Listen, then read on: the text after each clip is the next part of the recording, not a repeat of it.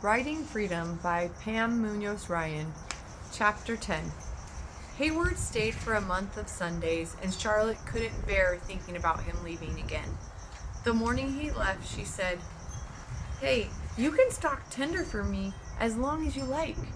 "Charlotte, I'm beginning to think you like having me around," he teased. "I never thought I'd see the day, but first I gotta work to finish in Missouri. Then I gotta help my folks move out here." He hesitated.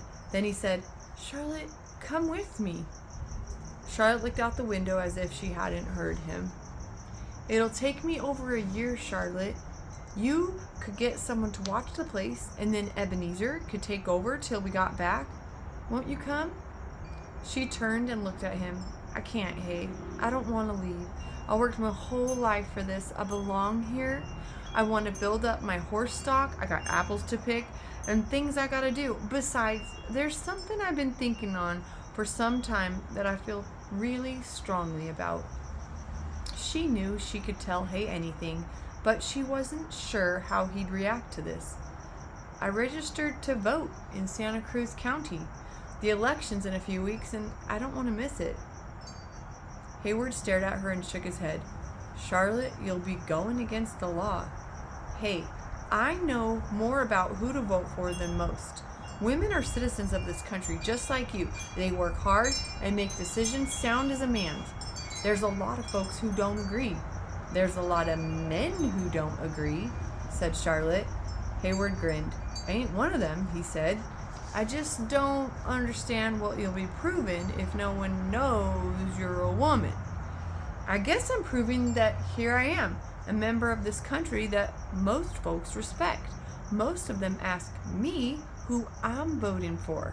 And the only reason I can't walk in and vote is because they think I'm a man. Sooner or later, they'll all know I was a woman, and my point will be made." "So, someday you're going to let people know you're a lady?" he asked. "Maybe. But whether I let them know or not, I'll be wearing these same clothes and tending my horses and running this ranch, same as always." He considered what she said and shook his head. "You know your mind, Charlotte, and that's fine by me. You know how I feel about you." "I know." He gave her a big hug and acted like he was never going to let go. Then he got on his horse and rode down the lane past the corral. Charlotte stood on the porch and watched him ride away. He stood halfway down the road and waved his hat. Charlotte waved back. He put his hat back on and cupped his hands around his mouth. "I'll be back," he hollered. "I know," Charlotte whispered to herself. It was sprinkling when Charlotte rode into town that November afternoon, but a little rain couldn't stop her. She hoped it wouldn't stop other folks from getting out and doing what they had to do either. Luckily, by the time she got to town, the sun had come out.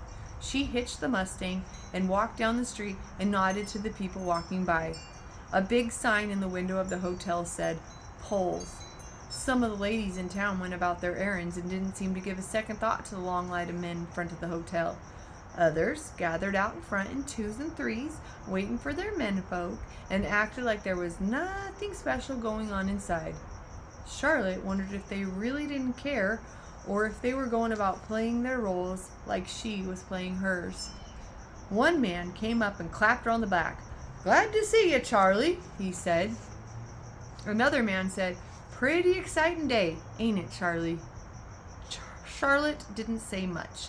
She shook hands all around and got in line with the men. She listened to them banter and joke around her. "Heard Wyoming's going to give women the right to vote." "I thought I'd heard everything." "What's this country coming to?" "What do you think, Charlie?" Charlotte said, "I don't think it hurts nothing. Guess they know their minds as well as us." "Don't hurt nothing? Them women fighting for this just plain crazy, stirring up trouble all over. They'll be the ruination of this country. I told my wife that she wouldn't ever be voting as long as she's married to me." "No matter what the law says. What does she know about politics?" Several other men added their opinions. The line inched up the hotel steps. A little boy ran up, found his father in line, and tugged on his hand. "Papa, Papa, the Taylor boy said Sarah and I can't play ball 'cause I'm little and she's a girl, and she's fighting him in the street, and he's twice as big as her. Hurry, Papa!" The father shook his head. "We told her and told her about fighting. When's that girl gonna learn?" The men chuckled, and the father and the little boy left. The line moved closer to the desk. Charlotte got to the front and signed the book. The registrar handed her the ballot. She studied the names: Horatio Seymour or Ulysses S. Grant, the conservative Democrat or the much talked about Republican. She had listened to the talk and heard people's debates. She had heard good things and bad things about both men, but knew her own mind and what she thought was right. "You know who you're voting for, Charlie?" asked the man next to her. "Yes, I do," said Charlotte. "Old Jake couldn't make it today because he's ailing. Felt real bad about not coming, but I told him one vote won't make no difference." Charlotte nodded to the man. Would her one vote make a difference? Why was she doing this? Someday when people found out, would they just think that she had been crazy too? Or would they wonder what she had that was a good reason? Yes, she told herself, she had good reason. This was something she could do for that woman who stood up in front of all those laughing men and passed out handbills on the saloon steps. Something for those women out front who were pretending they didn't mind that they couldn't vote.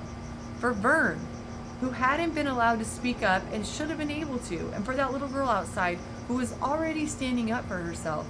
She smiled. And for me, she thought, because I'm as qualified as the next man. She marked her choice for president of the United States. She turned in her ballot, then faced the crowd of men still waiting in line. She tipped her hat. "Gentlemen," she said, "may the best man win." Then she walked out of the hotel, got on her horse, and rode home.